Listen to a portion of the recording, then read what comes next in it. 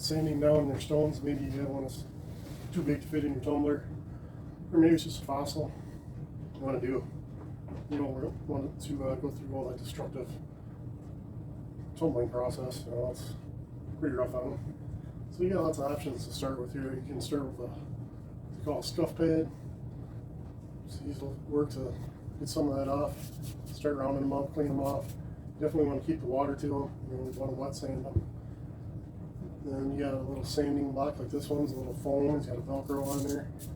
Got some different grits, like a 4,000 and a 1,500, I think. There's another sanding block. This can be quite helpful. This I've got a 120 grit on here. This one here is a 500, and so 1,200 and a 2,000. Usually anything over 1,000, and you're going to start to get a good polish on there, a good shine. You don't want to take too many big steps. You want to take 3 or 4 steps to get to, say 1,500 or 1,200. This is a diamond file too. This is also, these come in pretty handy for shaping some of these spots if you have to do them by hand and you have a real pointy edge on there you want to take off. Diamond file will remove a lot of that real quick. It's quite nice. And your sandpapers, like I said, you don't want to take any big steps. So here I've got a 120, I think, 120, and then 400, and then here's an 800, I think. That's a 500. That's what a 500 looks like. These are the 800s, and then 1,200. So you want to do something to start off. Maybe take your 120 and then go to a 400, and then an 800, and then a 1,200, and then if you're still not happy with that, you go to like a 2,000 here. I've got 2,000, and here's even a 5,000. But you probably want to put a 3,000 in between before you go to 2,000 to 5,000. But so, you know, take a few steps at it. Take a 200, a 500, an 800, a 1,200, something like that. Or depending on the stone, some of them take quite a bit to get going. This one, I don't really like this kind of 800 for these, for stones. These have a lot of red on it. I'd like to start with one of these flapper wheels.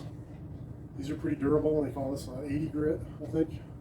They're pretty affordable, and you can get quite a bit of mileage out of them. Usually I'll start with a scuffing pad, and then I'll just work them down with that, round them up, and really see where your highs and lows are. You start on that. You'll be able to feel it, and you can see them. Plus, I got my safety glasses on too.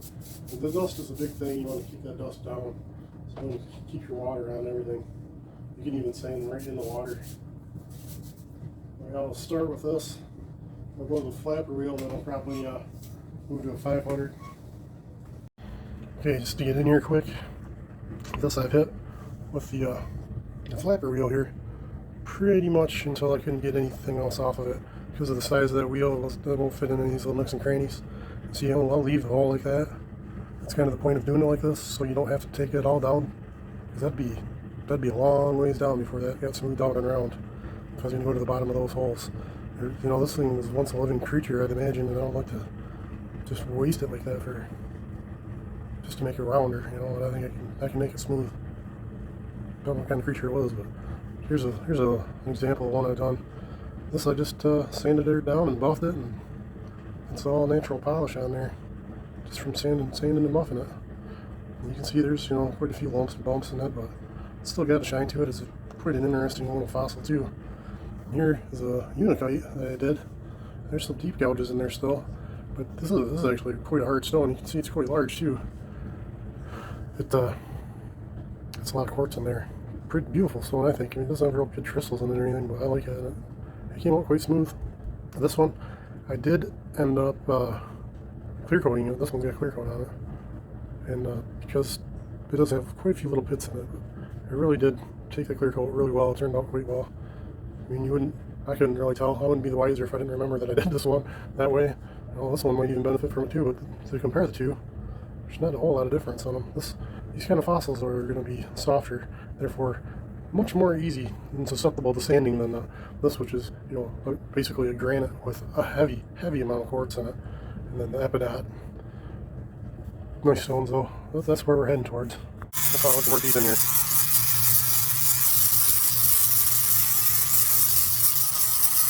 can see we're still bits to get into there.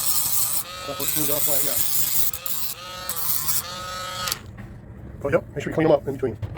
And as you're doing it, real quick, can't remember the other one. Quickly before the dark. Not that fun sanding. See the buffer here, quickly up.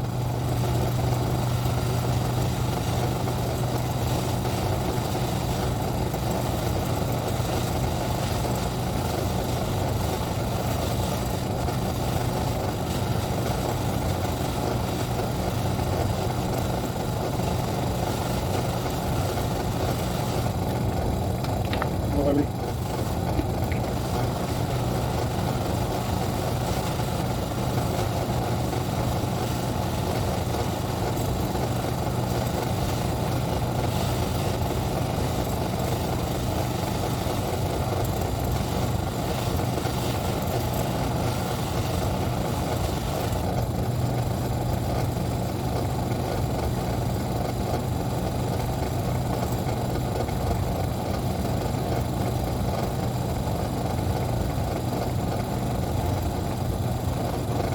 $1829 electric motor there.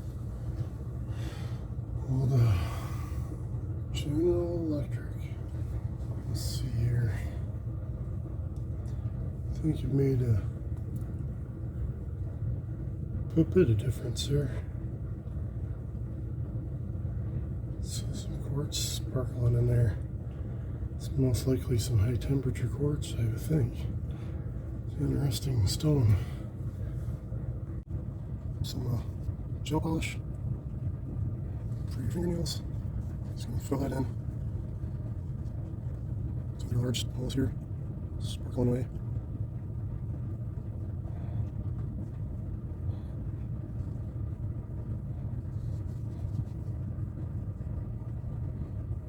Let's start to fill those a little bit.